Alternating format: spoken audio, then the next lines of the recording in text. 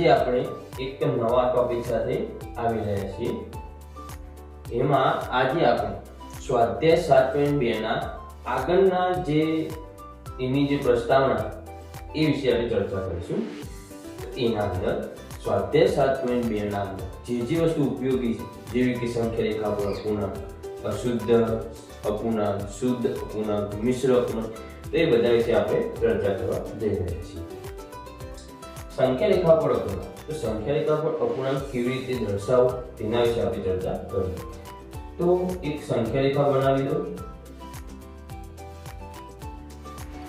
આપણને બધાને ખબર છે કે સંખ્યા રેખા પર અપૂર્ણાંક કેવી રીતે દર્શાવી શકીએ। તેના ઉદાહરણમાં 3 પંચમાંશ, 4 પંચમાંશ, 1 પંચમાંશ અને 2 પંચમાંશ આપણે દર્શાવીશું। મતલબ કે છેદ જે આપેલો હોય તેટલા આપણે ભાગ પાડવાના થાય। તો દરેક અપૂર્ણાંક કેવો છે? 1 કરતા નાનો। તો 1 કરતા નાનો હોય એનો મતલબ એવો થાય કે આપણી સંખ્યા રેખા પર 0 અને 1 ની વચ્ચે આ 4 અપૂર્ણાંક આવી જશે। હું હવે તેમના ભાગ પાડીશ। 1 પંચમાંશ, 2 પંચમાંશ, 3 પંચમાંશ, 4 પંચમાંશ। તો 1 બરાબર શું થાય? 5 પંચમાંશ। 5 ભાગ્યા 5 બરાબર 1। અહીંયા 0 ભાગ્યા 5 બરાબર 0। 0 અને 1 ની વચ્ચે દરેક અપૂર્ણાંક લેવા। તો પહેલો અપૂર્ણાંક છે એ આપણી પાસે 3 પંચમાંશ। તો 3 પંચમાંશ ક્યાં છે? અહીંયા આપણે 3 પંચમાંશને દર્શાવીએ છીએ। એના પછી બીજો અપૂર્ણાંક આપણને આપેલો છે 4 પંચમાંશ। તો 4 પંચમાંશ આ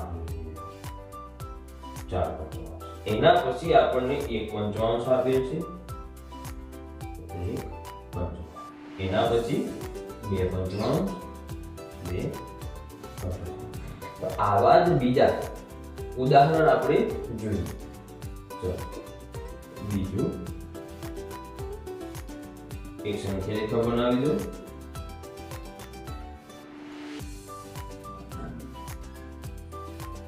એમાં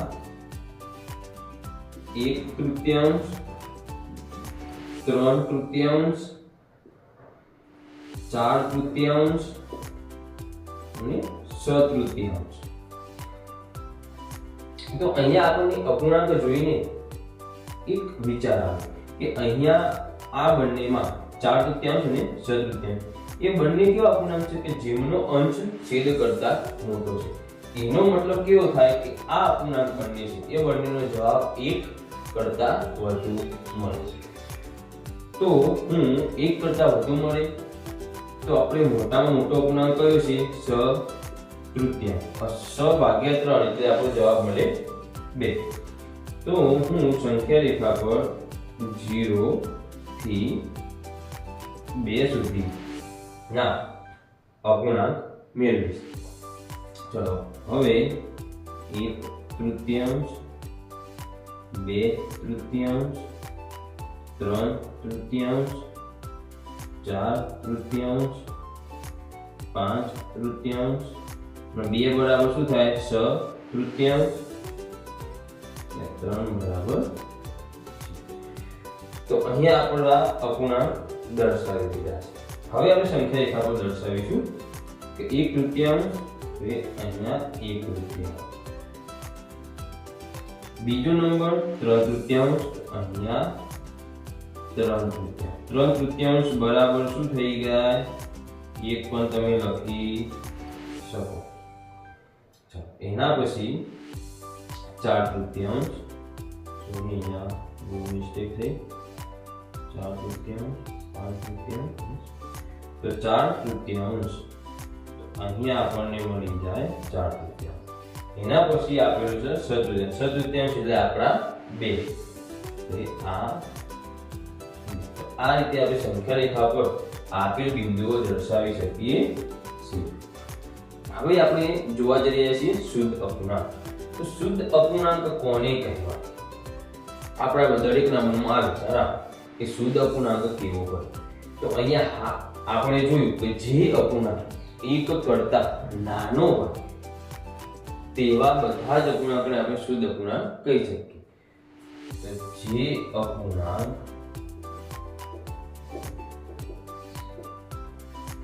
નો અંશ એ છેદ કરતા નાનો હોય તેને શુદ્ધ અપૂર્ણાંક કહે છે. દાખલા તરીકે તો હું આ બાજુમાં જે આપણે 8 જે બિંદુઓ લીધા અપૂર્ણાંક, એ 8 જ અપૂર્ણાંકમાંથી તમને 2 ઉદાહરણ સમજાવું. કે વ્યાખ્યામાં આપણને આપેલ છે કે અંશ એ છેદ કરતા કેવો હોય? નાનો હોય. કેવો હોય? નાનો. તો તેને શું કહેવાય? શુદ્ધ અપૂર્ણાંક. ઓકે, તો અંશ આપણને બધાને ખબર છે કે ઉપર હોય એને શું કહેવાય? અંશ. અને નીચે હોય એને શું કહેવાય? છેદ. તો આ અંશ એ છેદ કરતા કેવો છે? નાનો. તો આપણે તેને શુદ્ધ અપૂર્ણાંકમાં લઈ શકીએ. તો 2/5. એવું દાખલો ઉદાહરણ જુઓ કે 1/5 અંશ એ છેદ કરતા કેવો છે? નાનો. તો એ પણ આપણે લઈ શકીએ. તો હવે તમને દરેકને ખબર પડે કે અંશ એ છેદ કરતા કેવો હોય? નાનો હોય. તો તેને આપણે શુદ્ધ અપૂર્ણાંક કહી શકીએ. એવી જ રીતે અશુદ્ધ અપૂર્ણાંકની વ્યાખ્યા એની ઉલટી. જે અપૂર્ણાંક નો અંશ એ છેદ કરતા મોટો હોય. કેવો હોય? મોટો હોય. તેને અશુદ્ધ અપૂર્ણાંક કહે છે. દાખલા તરીકે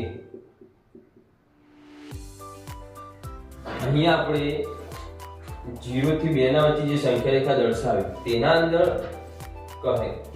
મેં તમને જણાવ્યું હતું કે 2 એવા અપૂર્ણાંક છે 4/3 અને 6/3 કે જેનો જવાબ 1 કરતા કેવો મળે છે? વધારે.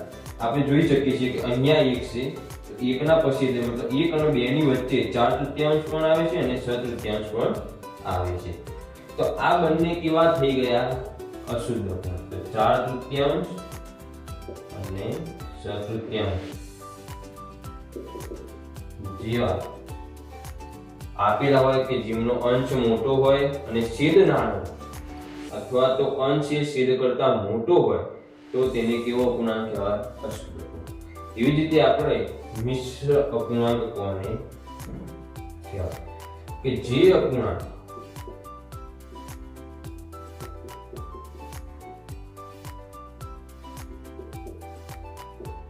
એક પૂર્ણાંક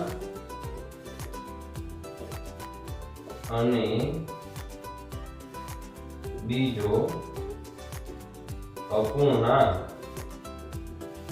આપેલ હોય તેને મિશ્ર અપૂર્ણાંક કહે છે. દાખલા તરીકે પૂર્ણાંક એટલે પૂરો, અપૂર્ણાંક એટલે અધૂરો. સમજી ગયા? તો પૂર્ણાંક એટલે દાખલા તરીકે 3/1/3. તો આ 3 કેવો થયો? પૂર્ણાંક, અને 1/3 છે અપૂર્ણાંક. ચલો બીજું ઉદાહરણ જોઈએ. 9/4/5. 9 એ કેવા થયા? પૂર્ણાંક અને 4 પંચમાંશ છે. આવા બધા સંખ્યાઓ આપેલી હોય તો એમને કેવો કહેવાય? મિશ્ર પૂર્ણાંક. અહીંયા આપણને સ્વાધ્યાય 7.2 નો પ્રશ્ન પહેલો, પ્રશ્ન બીજો, પ્રશ્ન ત્રીજો આપેલો છે. હવે અહીંયા સ્વાધ્યાયના પ્રશ્ન 1 નો A અને C તમને આપેલા છે, B તમારે જાતે હોમવર્કમાં કરવાનો રહેશે. આપણે કીધેલું છે કે સંખ્યા રેખા દોરો, તો હું પહેલા સંખ્યા રેખા બનાવી દઈશ અને તેના પર બિંદુઓ દર્શાવો. તો સંખ્યા રેખા બનાવી દીધા પછી એના પર આપણે બિંદુઓ દર્શાવવાના છે. તો જ્યારે સમજાવતો જ્યારે આપણે પ્રસ્તાવના જોઈ કે સંખ્યા રેખા પર પૂર્ણાંક, તો એ ટાઈમે મેં કીધું હતું કે જ્યારે જે છેદ આપણને આપેલો એના કરતા અંશ કેવો હોય, જો નાનો હોય તો તે અપૂર્ણાંક 0 અને 1 ની વચ્ચે આવી શકે છે.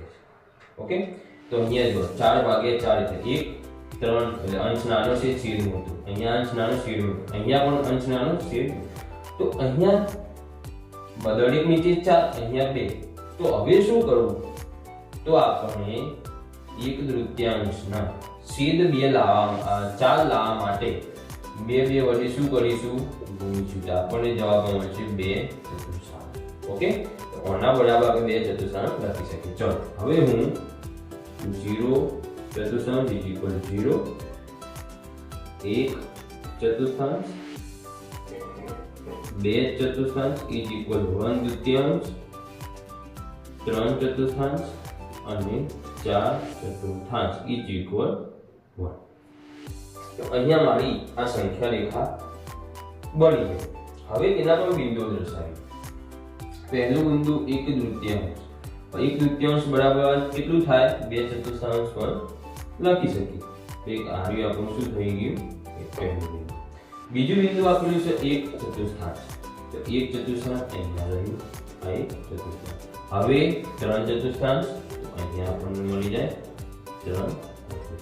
હવે 4/4 કેટલા થાય? અહીંયા આપણે લખી દઈશું 4/4 બરાબર. ચલો એવો બીજો દાખલો જોઈએ. એમાં આપણે જોઈએ કે દરેક નીચે છેદ કેવો છે? સમાન. એટલે આ રીતે કરવાનું થશે.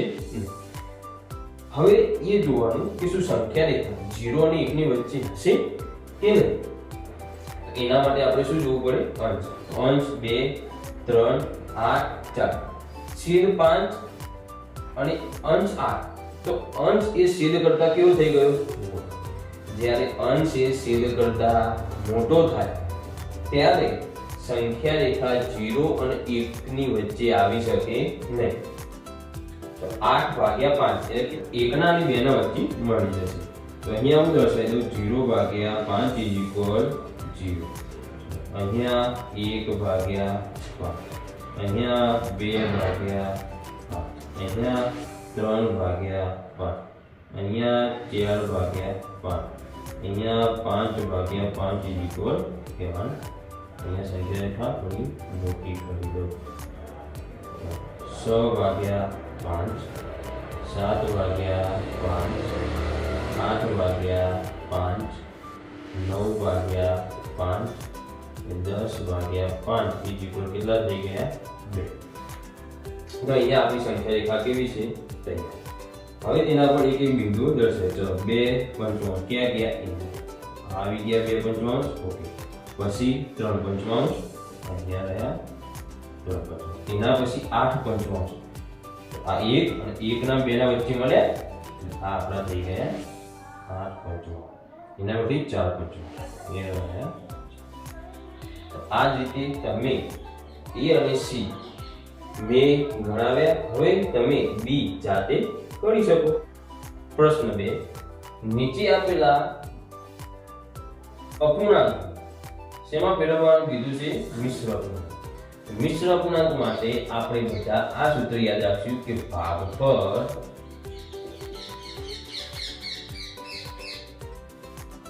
અહીંયા શેષ અને અહીંયા ભાજક. આ એક એનું સૂત્ર જેવું છે. ચલો આપણે જે તે કરીએ રીતે નોર્મલ 20 ભાગ્યા 3 સંગ 10 1 10 માંથી 2 જાય તો 8 જાય તો 2 અને 1 માંથી 1 જાય તો 0. તો આ આપણું શું છે ભાગફળ 20 એ ભાજ્ય 2 શેષ 3 એ ભાજક. તો આપણા જોડે જે સૂત્ર છે તે પ્રમાણે ભાગફળ આગળ 100, ભાજક નીચે 3, શેષ ઉપર 2. એવી રીતે અહીંયા 35 ભાગ્યા 9 તળી 27 15 અહીંયા 2 0 15 સાથે 8. તો આ જ પ્રમાણે આપણે લખી શકીએ કે ભાગફળ શું છે 3, ભાજક 9 અને શેષ 8. તો આ અહીંયા a અને f બે દાખલા ગણાવ્યા, b c d અને e આ 4 દાખલા હોમવર્કમાં આપણે જાતે કરીશું. એવી રીતે પ્રશ્ન 3 ના અંદર નીચે આપેલા જે મિશ્ર અપૂર્ણાંક આપેલો છે તેને શેમાં ફેરવવાનો? અશુદ્ધ અપૂર્ણાંક. તો એના માટેનું એક સૂત્ર પૂર્ણ ગુણ્યા છેદ વત્તા અંશ અને દરેકની નીચે છે. તો આ એક અશુદ્ધ અપૂર્ણાંકમાં ફેરવવા માટેનું એક સૂત્ર. તો આ પૂર્ણ સંખ્યા 10, છેદ કેટલો છે 5, આને કહેવાય અંશ, આને કહેવાય છેદ, આ છે પૂર્ણ. સમજી ગયા? તો પૂર્ણ ગુણ્યા છેદ 5 વત્તા અંશ 3 ભાગ્યા 5. તો આપણી જોડે 50 વત્તા 3 ભાગ્યા 5 53 ભાગ્યા 5. એ આપણું શું થઈ ગયું? જો એવી રીતે અહીંયા પૂર્ણ સંખ્યા કોઈ થાય 8 છેદ 9 અંશ 4 અને છેદ 9. તો આપણે લખી શકીએ કે 8 9 72 વત્તા અંશ 4 છેદ 9 બરાબર 72 ભાગ્યા 9. એ આપણું થઈ ગયું. જો એવી રીતે અહીંયા d અને f ગણાવ્યો છે, a b c અને e એ આપણે હોમવર્કમાં જાતે કરીશું. અહીંયા આપણો સ્વાધ્યાય 7.2 પૂર્ણ થાય.